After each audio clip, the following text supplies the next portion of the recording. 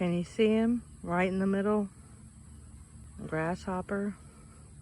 I think he's injured. There he goes. Now you can see him. I'm gonna leave him alone, but see, I don't think he's doing okay. But he's pretty dang big and he's colorful. It's pretty actually.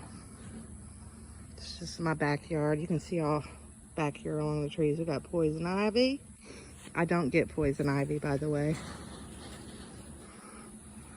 Just to show you the purple flowers.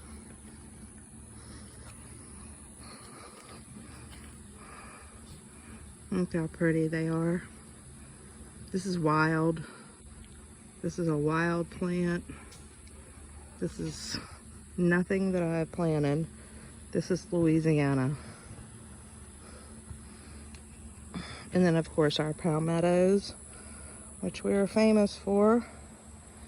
And over here, our ever infamous banana spider. Yep, Louisiana. There he is. And then over here are my canna lilies, still barely hanging on.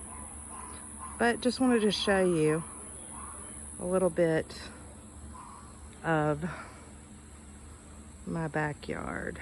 There he is. I will talk to y'all later. Bye for now.